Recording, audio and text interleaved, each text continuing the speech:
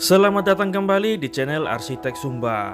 Kali ini saya akan tunjukkan salah satu desain kos-kosan berukuran 3 kali 7 meter persegi yang merupakan permintaan dari salah satu klien.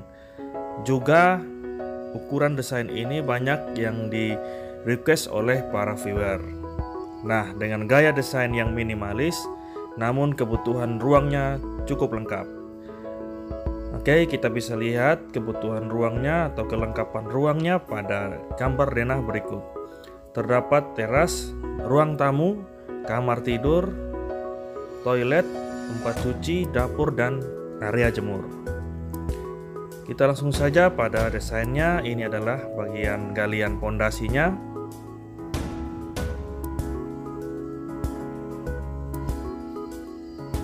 Ini adalah lubang untuk pemasangan septic tank. Septic tank di sini saya bagi menjadi dua. Septic tank yang menjadi tempat penampungan tinja, dindingnya itu dilapisi plesteran semua agar tidak merembes, sedangkan di sebelahnya itu adalah sumur resapan dari septic tank, sehingga pada saat septic tanknya penuh, cairannya akan terbuang ke sumur resapan dan akan meresap ke dalam tanah. Nah, nantinya sumur resapan ini akan dilengkapi dengan penyaring seperti pasir, ijuk, kerikil, dan batu koral ya. Oke, kita lanjut pada bagian penutup dari septic tanknya menggunakan plat beton. Lalu ini pondasi batu kalinya. Pondasinya diangkat dari muka tanah itu sekitar 30 cm. Nah, untuk kalian yang tertarik menggunakan jasa desain kami, bisa menghubungi nomor WhatsApp yang sudah tertera. Oke, kita lanjut pada di sini ada pemasangan pipa. Nah, pipa ini bertujuan agar air pada area jemuran nantinya bisa dialirkan lewat pipa ini. Begitupun dengan air dari kamar mandi maupun air cucian. Nantinya pipa ini akan membuang air tersebut ke saluran drainase yang ada di sekitar bangunan. Lalu ini adalah pemasangan dari tulangan slope. Nah, seperti kita tahu, slope ini berfungsi untuk menopang dinding ya. Lalu ini ada pemasangan untuk tulangan kolom. Harus ditanam sekitar 10-15 cm pada pondasi agar menyatu.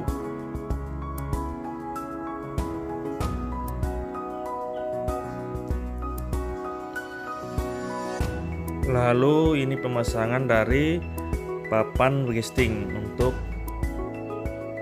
melakukan pengecoran pada bagian slope-nya.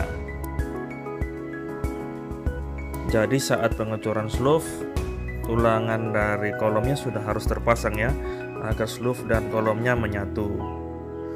Jarak dari bagel slope ini adalah 15-20 cm menggunakan besi 8. Sedangkan untuk tulangan pokok berjumlah 4 buah ini, 4 lonjor, itu menggunakan besi 10. Lalu kemudian kita akan lanjut pada proses pengecoran slope. Nah, di sini untuk kekuatan betonnya saya menggunakan campuran 1:2:3, yang artinya 1 semen, 2 pasir, 3 kerikil.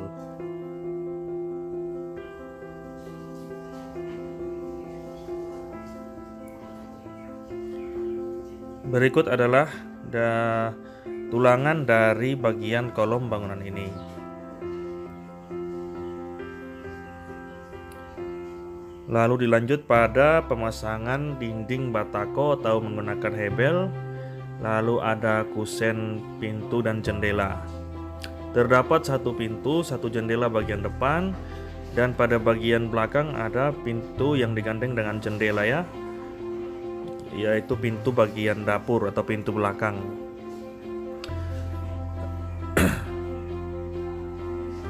Ini adalah pemasangan bagian rabat lantai. Kemudian ini bagian pintu kamar mandinya. Lalu kita lanjut pada pemasangan ventilasi pada bagian kamar mandi agar kamar mandinya tidak pengap. Nah, ruangan jemuran di belakang itu nantinya akan berguna sebagai tempat sirkulasi udara karena atapnya akan terbuka sehingga sinar matahari dan udara akan masuk melalui area jemuran itu.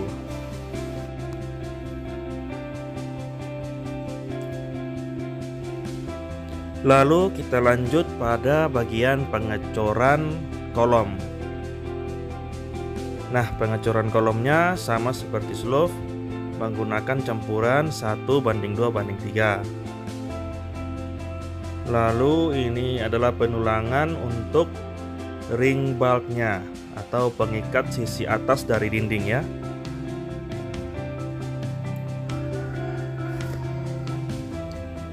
Lalu kita lanjut pada pemasangan kewel atau gunungan.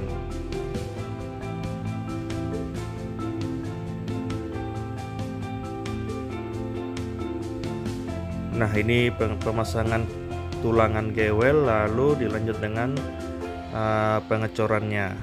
Nah, jadi bentuk dari struktur bangunan kira-kira seperti ini ya.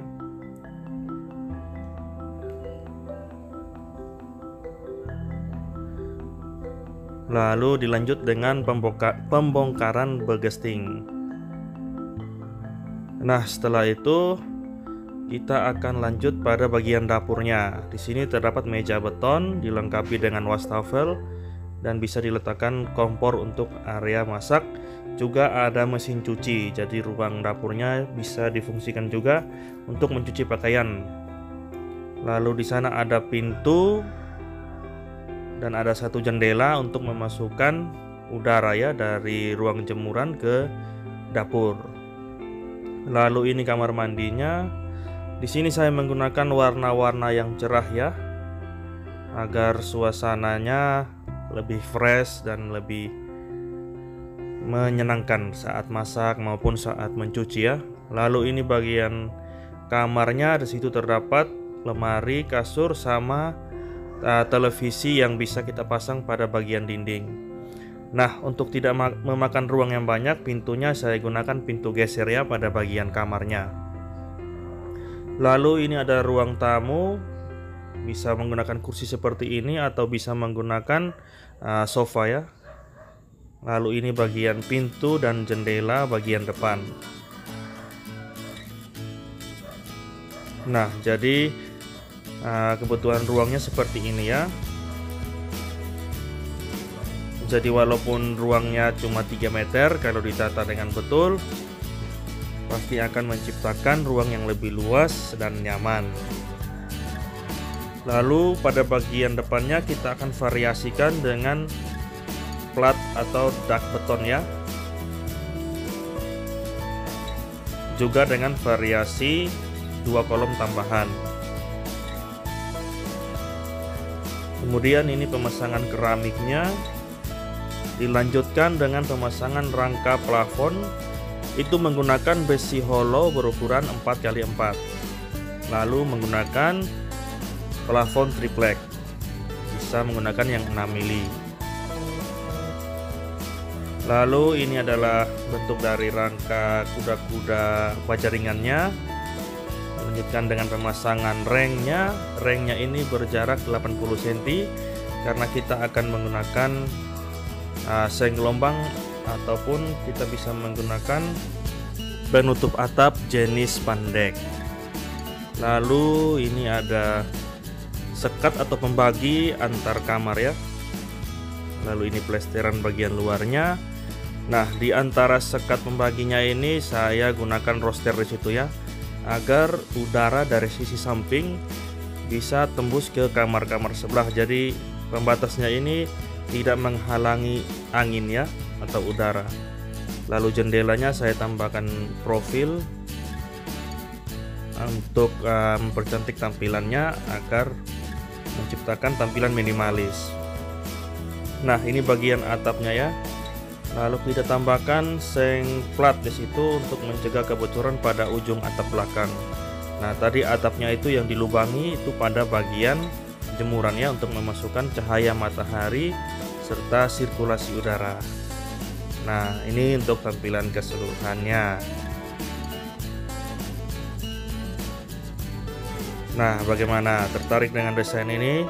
Jadi walaupun ukurannya cuma 3x7, lebarnya itu cuma 3 meter ya, tapi dengan penataan ruang yang tepat, kita bisa menciptakan ruang yang luas walaupun sebenarnya itu hanya ruangan yang sempit.